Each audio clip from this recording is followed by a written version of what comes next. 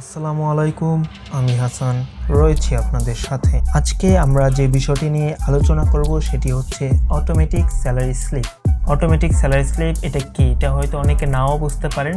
সেক্ষেত্রে আপনাদেরকে আমি কিছু স্যাম্পল দেখাবো।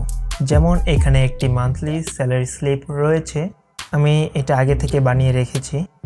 তো এখানে এমপ্লয়ি আইডি, এমপ্লয়ি নেম অনেক কিছুই আছে, তাদের income, basic income, out income, তারপর হচ্ছে এক্সট্রা ইনকাম, এগুলো অনেক কিছু এখানে ডিটেলস রয়েছে। তো এখান থেকে যদি আমি এমপ্লয়ি আইডিটা শুধু চেঞ্জ করি তাহলে আমার যে বাকি ডিটেলসগুলো আছে সেগুলো চেঞ্জ হয়ে যাচ্ছে। এটাই হচ্ছে অটোমেটিক স্যালারি স্লিপ। আশা করি এই বিষয়টা আপনারা ক্লিয়ার হয়েছেন। তো চলুন দেখে নেওয়া যাক এই অটোমেটিক স্যালারি স্লিপটি কিভাবে তৈরি করতে হয়।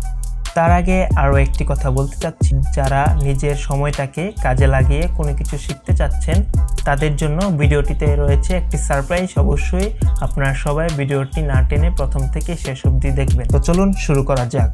Welcome back viewers. তো আমাদের এক্সেলটি ওপেন করার পর আমাদের এক্সেলের পেজটিকে সেট আপ করতে হবে, যার জন্য আমি ফার্স্টে চলে যাচ্ছি ভিউতে। ভিউ থেকে আমাদের পেজ সেট আপটি পেজ লেআউটে করে দিতে হবে। তারপর আমরা চলে যাব পেজ লেআউট ট্যাবে, এখান থেকে মার্জিনটা সবচেয়ে ছোট করে দিব। এরপর আমরা আমাদের পেজ সাইজটি A4 সাইজ করে দিব। এরপর আমি এখান থেকে কলামগুলোকে ছোট বড় করে আমার টেবিলটি সাজিয়ে নিচ্ছি।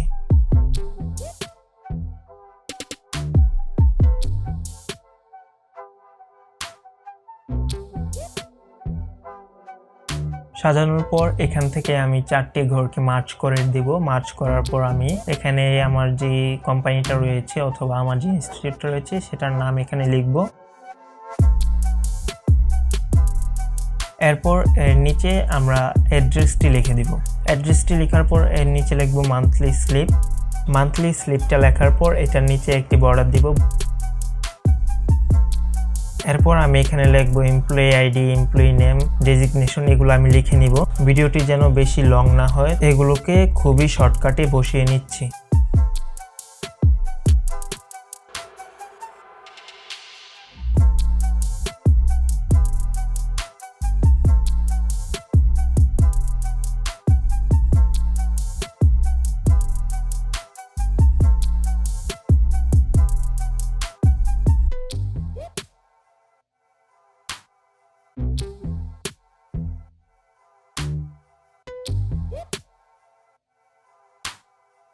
লক্ষ্য করলে দেখতে পারবেন আমি আমার টেবিলটাকে খুবই সুন্দরভাবে সাজিয়ে নিয়েছি। আপনারা আপনাদের মন মতো টেবিলটাকে সাজাতে পারেন।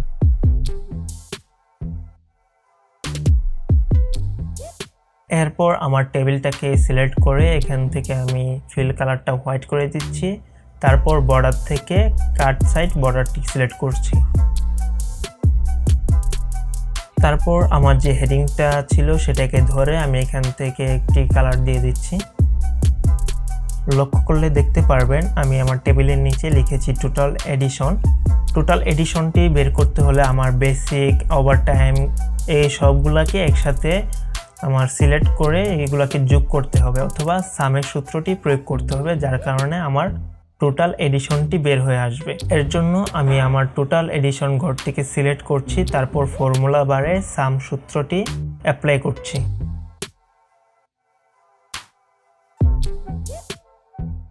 সামটিকে অ্যাপ্লাই করার পর আমি কোন ঘরের সংখ্যাগুলোকে সাম করব অথবা যোগ করব সেই ঘরগুলোকে সিলেক্ট করতে হবে। সিলেক্ট করার পর আমরা এখান থেকে ক্লোজ ব্রেকেট দিব। ক্লোজ ব্রেকেটটি দেওয়ার পর এন্টার ক্লিক করব।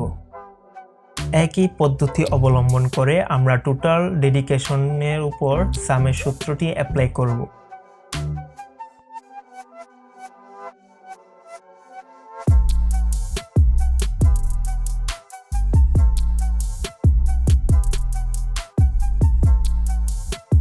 সূত্রটি অ্যাপ্লাই করার পর আমাদের বোঝানোর ক্ষেত্রে আমি এখানে কিছু সংখ্যা টাইপ করে দেখাচ্ছি যে এখানে সঠিকভাবে কাজ করছে কিনা।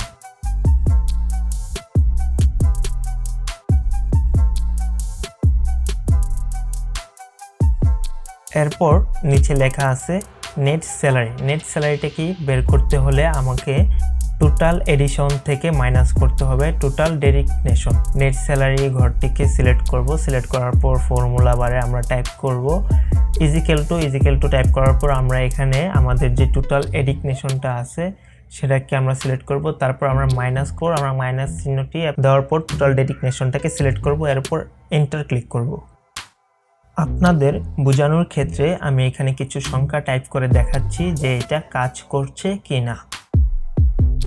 তো এখানে আমি আপনাদেরকে বোঝানোর ক্ষেত্রে কিছু এমপ্লয়ি আইডি, এমপ্লয়ি নেম এবং কিছু ডেটা এখানে আমি টাইপ করে নিচ্ছি।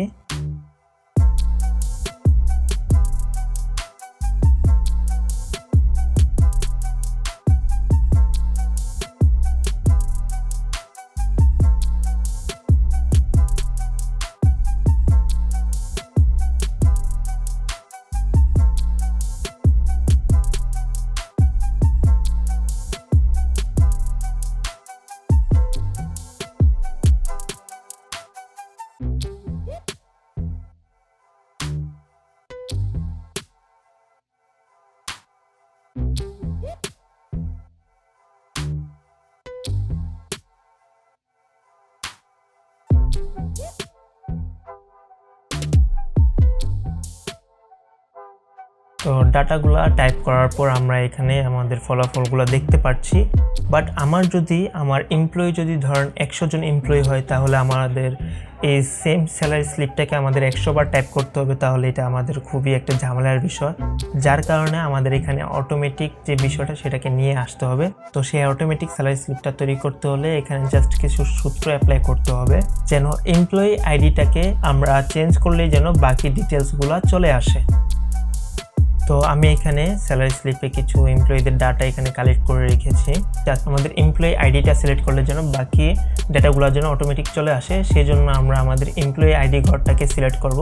সিলেক্ট করার পর উপর থেকে আমরা ডাটা ট্যাবটিতে চলে যাব। ডাটা ট্যাবটিতে চলে যাওয়ার পর এখানে ডাটা ভ্যালিডেশনের উপর ক্লিক করব। এরপর এখান থেকে আমাদের লিস্টটিকে সিলেক্ট করতে হবে, কোর্সের উপর ক্লিক করব। কোর্সের উপর ক্লিক করার পর আমাদের শিট 1 থেকে এমপ্লয়ি আইডিগুলোকে সিলেক্ট করব। সিলেক্ট করার পর এখানে ওকে ক্লিক করব। ওকেতে ক্লিক করার সাথে সাথে আপনারা দেখতে পারবেন এমপ্লয়ি আইডির ঘরটির পাশে একটি অ্যারো চিহ্ন দেখা যাচ্ছে, সেখানে ক্লিক করলে আপনারা এমপ্লয়ি আইডিগুলো দেখতে পারবেন। এরপর আমাদের এখানে এমপ্লয়ি নেমটি নিয়ে আসতে হবে। এমপ্লয়ি নেমটি নিয়ে আসার জন্য আমাদের এখানে ব্লু কাপের সূত্রটি অ্যাপ্লাই করতে হবে। তো আমি এখানে ব্লু কাপটি টাইপ করতেছি। ব্লু কাপটি টাইপ করার পর এখানে ডাবল ক্লিক করবেন। ডাবল ক্লিক করার পর এখানে দেখাচ্ছে লুকআপ ভ্যালু। লুকআপ ভ্যালু বলতে বোঝাচ্ছে যে আমি যে নামটা নিয়ে আসবো এটা কার থ্রুতে নামটা নিয়ে আসবো, মানে কার সাহায্যে আমি নামটা নিয়ে আসবো। আমি চাচ্ছি যে এটা আমার এমপ্লয়ি আইডির সাহায্যে যেন নামটা চলে আসে। তো আমি এখান থেকে আমার এমপ্লয়ি আইডিটাকে সিলেক্ট করে নিচ্ছি। এমপ্লয়ি আইডিটাকে সিলেক্ট করার পর আমরা এখানে কমা ক্লিক করব। কমা ক্লিক করার পর এখানে দেখাচ্ছে টেবিল এরিয়া, কোন টেবিলের এরিয়া থেকে আসবে সেই টেবিলটাকে আমাদের সিলেক্ট করতে হবে। তো আমরা চলে যাচ্ছি শিট 1-এ, টেবিলের এরিয়াটাকে আমাদের সিলেক্ট করতে হবে। তো আমি এখান থেকে সিলেক্ট করার পর এখানে আমি কমা ক্লিক করছি। কমা ক্লিক করার পর এখানে দেখাচ্ছে কল ইন্ডেক্স, মানে আমাদের যে নামটা সেটা কত নাম্বার কলামে অথবা কত নাম্বার রোতে আছে সেটাকে এখানে সিলেক্ট করতে বলতেছে। তো আমাদের যে এমপ্লয়ি নেমটা আছে সেটা আমাদের 2 নাম্বার কলামে আছে। তো আমি এখানে 2 ক্লিক করব। যদি আমার এমপ্লয়ি নেমটা 3 নাম্বার কলামে থাকতো তাহলে আমি এখানে 3 নাম্বার কলামটা সিলেক্ট করতাম। তো আমি এখানে 2 নাম্বার কলামটাকে সিলেক্ট করতেছি।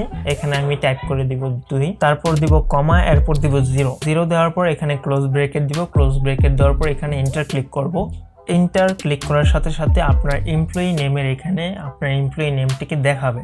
এখানে দেখাচ্ছে দীপা রয়। আমি সেখানে এমপ্লয়ি নেমটা দীপা রয় ছিল কিনা সেটা আগে দেখে নিই। হ্যাঁ, এখানে দীপা রয় আছে, তার মানে আমার সূত্রটি সঠিকভাবে অ্যাপ্লাই হয়েছে। তো একই পদ্ধতি অবলম্বন করে আমরা সেম সূত্রটি বাকি সবগুলা ঘরে আমরা অ্যাপ্লাই করব। তো আমি এখানে ডেজিগনেশনের উপর সূত্রটি পেস্ট করলাম Ctrl+V দিয়ে। পেস্ট করার পর এখানে দেখাচ্ছে দীপা রয়, কিন্তু এখানে দীপা রয় কেন দেখাচ্ছে, কারণ আমি উপরে 2 নাম্বার কলামটাকে সিলেক্ট করেছিলাম, এই জন্য দীপা রয় দেখাচ্ছে। তো 2টাকে কেটে আমাদের এখানে 3 লিখতে হবে, কারণ আমাদের যে ডেজিগনেশনটা আছে সেই ডেজিগনেশনটা হচ্ছে 3 নাম্বার কলামে, তাই আমি এখানে 3 লিখতেছি 2টাকে কেটে। তো 3 লেখার পর আমি এখানে এন্টার ক্লিক করব।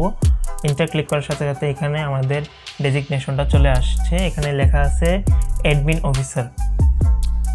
তো সেম ভাবে আমরা আমাদের যে বাকি ডিটেলসগুলো আছে সেই ডিটেলসগুলো আমরা সেম ভাবে এখান থেকে সূত্র অ্যাপ্লাই করে করে আমরা এগুলো নিয়ে আসব। তো আমি এখান থেকে ভালো করে দেখে নিচ্ছি যে আমার ডিটেলসটা কত নাম্বার কলামে রয়েছে, যেন আমার কোনো ধরনের ভুল না হয়। তো আমি এখান থেকে দেখে দেখে আমি আমার কলামটাকে চেঞ্জ করতেছি। তো আপনারাও ভালো করে দেখে নেবেন, না হলে কোথাও ভুল হওয়ার সম্ভাবনা থাকতে পারে। তো আমি এখান থেকে ভালো করে দেখে নিচ্ছি। তো একইভাবে আমি আমার সকল ডিটেলসগুলা সকল ঘরে আমি একই সূত্র অ্যাপ্লাই করছি। যদি আপনাদের বুঝতে কোনো ধরনের প্রবলেম হয় অবশ্যই কমেন্ট বক্সে জানাবেন।